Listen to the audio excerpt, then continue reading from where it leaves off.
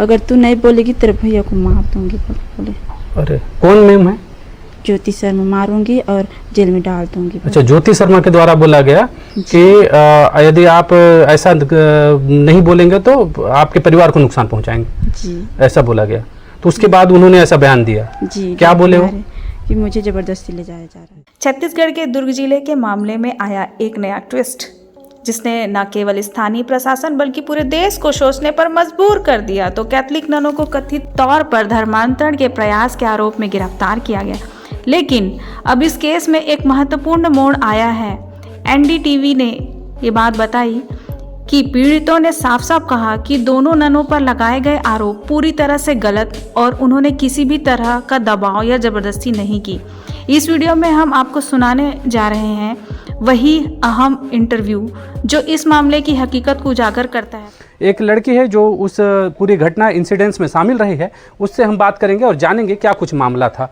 पहले तो आपका नाम जानना चाहेंगे, क्या नाम है आपका? कमलेश्वरी प्रधान जी। आप कहाँ के रहने वाले हैं? कुकड़ाझोर नयापारा के। कुकड़ाझोर नयापारा के रहने वाले हैं। तो आपके द्वारा आप और कौन कौन जा रहा था दुर्ग और जिसको पकड़ा गया, क्या कुछ मामला हुआ, घटना क्या हुई, उसके बारे में बताएंगे विस्तार से। हम लोग सर 3 लोग जा रहे थे यहाँ से। ललिता, एक ललिता मंडावी है और एक सुखमती मंडावी जी। और सुखमन भैया मतलब हम लोग को दुर्ग तक छोड़ने गए थे। हम लोग बोले कि सर भैया को हम लोग वहाँ तक कभी नहीं गए हैं तो आप हमें दुर्ग तक छोड़ दीजिए। इससे पहले आप नारायणपुर से बाहर नहीं गए थे क्या? गई थी सर, लेकिन थोड़ा एक बार गई थी रायपुर तक। अच्छा। तो थोड़ा डर रही थी तो इसलिए, और मम्मी पापा भी बोले थे तो आप यहाँ इन लोग को वहाँ तक पहुँचा देना। बाकी जो 2 लड़कियां थी वो कहाँ के रहने वाले थे? उन लोग ओरछा से हैं सर। ओरछा से रहने वाले थे। तो अभी क्या उसके बाद क्या हुआ, घटनाक्रम क्या हुआ, उसके बारे में बताएंगे। हम लोग जब वहाँ दुर्ग में पहुँचे सर तो फ्रेश होकर बैठे थे तो वहाँ टीटी लोग आए, हम लोग को पकड़े और ना हम लोग का टिकट चेक किए तो हम लोग टिकट नहीं कटवाए थे तो हम लोग को फाइन पकड़े जी।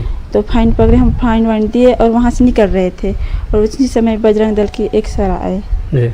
उन लोग मतलब हम लोग को पूछताछ किए और पूरा टीम को बुलाए उन लोग और हंगामा करने लगे कि इन लोग को जोर जबरदस्ती से ले जा रहे हैं। इन लोग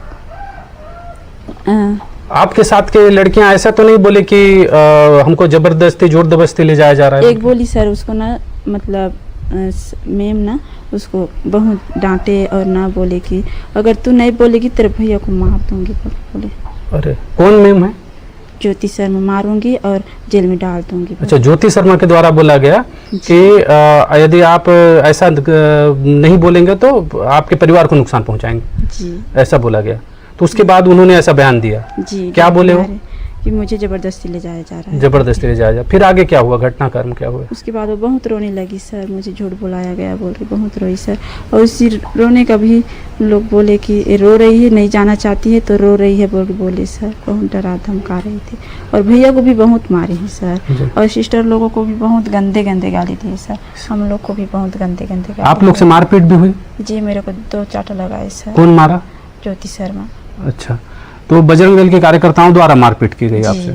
तो इसके अलावा यदि हम बात करें वहाँ पर क्या क्या और घटनाक्रम घटित हुआ जिसके बाद दोनों ही सिस्टर को गिरफ्तार किया गया? गिरफ्तार करने की जानकारी है आप लोग को? नहीं सर। उनको गिरफ्तार किया बोल के नहीं पता है? जी सर। पुलिस वाले नहीं ले गए उनको? जी ले गए सर, सबको ले गए, हम लोग साथ में सबको ले गए। जी। उसके बाद आप लोग कब आए नारायणपुर? कल आए, मतलब परसों आए सर, शाम को यहाँ 6 बजे पहुँचे। तो इस दौरान नारायणपुर पहुंचाने की जिम्मेदारी किसकी थी, कौन लाया आप लोग को? कुछ हम लोग को सखी सेंटर वाले लाए। सखी सेंटर लेके आई आप? और झूठ बोल कर लेके आए सर। क्या बोल के? मम्मी पापा को अलग लाए, हम लोग को अलग लाए। अच्छा। कि आपको अपनी मम्मी मतलब मम्मी लोग को बोले गए कि आपके बच्चों को मिलाने जा रहे हैं, आपके मतलब जो जेल में हैं उन लोग को आपके पास उन लोग के पास आपको ले जाएंगे बोल के वहाँ से घुमा फिरा के सर हम लोग को नारायणपुर लाए। और हम लोग को बोला गया कि आपके मम्मी पापा वहाँ हैं, मतलब जेल में हैं, मतलब उन लोग को मिलने जाएंगे, उन लोग भी वहीं मिलेंगे आपको बोला गया सर। अच्छा, आप कितने सालों से क्रिश्चियन धर्म को मान रहे हैं या इससे पहले अभी आप लोग मानने चालू किए? नहीं सर, 6-7 साल मतलब 5-6 साल हो गए। 5-6 साल हो गया आप लोग क्रिश्चियन धर्म को मान रहे हैं। क्या कारण था आप लोग का क्रिश्चियन धर्म में जाने का? मेरी मम्मी बहुत तबीयत खराब था सर। अच्छा। बहुत सालों में मतलब 5-6 साल हो गया था, उसका मतलब सांस का बीमारी था जी। सर, उसे सांस का बीमारी था सर। वो बहुत तकलीफ में रहती थी, रोज दर्द के मारे तड़पती थी सर। बहुत दूर दूर तक हम लोग उसे घुमाए सर इलाज के लिए, कहीं चंगी नहीं मिली। लेकिन जब हम लोग मसीह धर्म मतलब यीशु मसीह के पास उसे ले गए तो एक ही दिन में उसको चंगी मिली। कहाँ सर। पे ले गए थे आप यीशु मसीह के पास? नारायणपुर सर। नारायणपुर में लेके गए थे, तो वहाँ ठीक हो गए?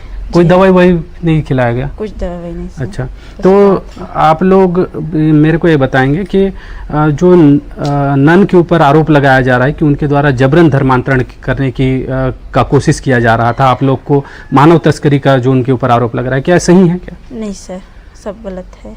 सब गलत है? जी तो ये आपके द्वारा बोला जा रहा है, आपके जो दो साथी हैं वो भी यही बोल रहे हैं या फिर? जी, उन लोग भी यही बोल रहे हैं सर। जी, आपके साथ जो दो साथी जा रहे थे वो अभी कहाँ हैं? उन लोग अभी दुर्ग में है सर, वापस गए दुर्ग। दुर्ग चले गए हैं? जी, उन लोग के ऊपर ज़्यादा दौड़ दबाव किए गए सर, तब इसलिए हम लोग अपना बयान देंगे और अपनी सच्चाई को बताएंगे बोल के गए सर। जी, आप आज जो बोल रहे हैं तो ये भी कोई जोर जबरदस्ती तो नहीं बोल रहे हैं नहीं ना? सर, कोई जोर जबरदस्ती नहीं, किसी के द्वारा दबाव नहीं डाला किसी गया के आप लोग द्वारा को? दबाई नहीं सर। तो क्या चाहते हैं अभी आप, क्या क्या होना चाहिए, कैसा नियम होना चाहिए? चाहती हूँ कि सर उन लोग को रिहा कर दिए, उनके ऊपर न्याय करें। मतलब उन लोग दोषी हैं सर, मतलब दोषी नहीं है सर, उन लोगों को छोड़ दे। उन नन लोगों को छोड़ दिया जाए? नन को, दोनों नन को और भैया को अच्छा, सही सलामत छोड़ दी सर। अच्छा, तो अभी आप लोग वहाँ जा क्यों रहे थे दुर्ग यानी नारायणपुर से बाहर? क्या सोच के जा रहे थे, क्या काम करना? काम के सिलसिले में से जा रहे थे सर। आप पढ़े लिखे हैं? 10वीं तक पढ़ी हूँ सर। 10वीं तक क्या पढ़े हुए हैं? काम के सिलसिले में क्या काम करना जा रहे थे? खाना बनाने के लिए सर। खाना बनाने के लिए आपको बोला गया था वहाँ पे? जी। कितना पेमेंट देंगे बोले थे? महीना में 10,000। 10,000 देंगे। घर वालों को पता था इसके बारे में? जी, पूरा पूरी जानकारी थी।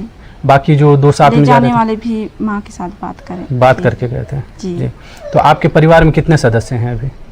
हम लोग 5 बहन हैं, जी। 2 मम्मी पापा हैं। अच्छा, माता पिता और 5 बहन, सभी लोग ईसाई धर्म को मानते हैं या जी, फिर? जो शादी हो गए हैं उन लोग भी मानते हैं सर। जी, सभी लोग मानते हैं। जी। तो ये जो जितने भी आरोप लग रहे हैं उन आरोपों का आप खंडन कर रहे हैं कि किसी भी प्रकार का जो आरोप जो नन के ऊपर लगाया जा रहा है और जो साथ में एक युवक है उनके ऊपर लगाया जा रहा है वो गलत है? जी सर, बहुत गलत है वो। ये युवती थी जो पूरे इंसिडेंट्स में शामिल रही और इनके ऊपर ये सीधा सीधा बजरंग दल के ऊपर और अन्य संगठनों के ऊपर आरोप भी लगा रहे हैं कि इनसे मारपीट की गई और जबरन इनसे कुछ चीज़ों को जबरन लिखवाया गया। इसके अलावा इनका कहना है कि जो नन है और एक जो युवक है वो पूरी तरीके से निर्दोष है और उनके ऊपर कार्रवाई या किसी भी प्रकार की कानूनी कार्रवाई नहीं होनी चाहिए, उन्हें छोड़ देना चाहिए। अब ये पूरा मामला उलझता जा रहा है लगातार, जिस प्रकार से अलग अलग बयान सामने आ रहे हैं उसके बाद ये मामला उलझता नज़र आ रहा है। लेकिन लगातार जो लड़कियां हैं जो गई हुई थी उनके द्वारा ये भी अपील की जा रही है कि उन्हें छोड़ दिया जाए। अब देखने वाली बात होगी कि शासन प्रशासन इस पर किस प्रकार से रुख अख्तियार करता है और क्या कुछ कार्रवाई करता है। एनडीटीवी के लिए। तो आपने सुना जिस लड़की के नाम पर यह पूरा मामला गढ़ा गया, वही अब आगे आकर कह रही है कि ननों ने उसके साथ कोई भी अनुचित व्यवहार नहीं किया। सवाल अब व्यवस्था से है। क्या जांच एजेंसी इस बयान को संज्ञान में लेगी? क्या ननों की गिरफ्तारी को लेकर निष्पक्षता बरती गई? और सबसे अहम, क्या हम एक ऐसे लोकतंत्र में हैं जहां धार्मिक पहचान के आधार पर किसी को झूठे आरोपों में फंसाया जा सकता है? इस बयान ने पूरी कहानी को एक नया आयाम दे दिया है। अगर आप मानते हैं कि सच्चाई को सामने आना चाहिए और निर्दोषों को न्याय मिलना चाहिए, तो इस वीडियो को लाइक और शेयर करें, अपनी राय कमेंट में साझा करें और चैनल को सब्सक्राइब करना ना भूलें।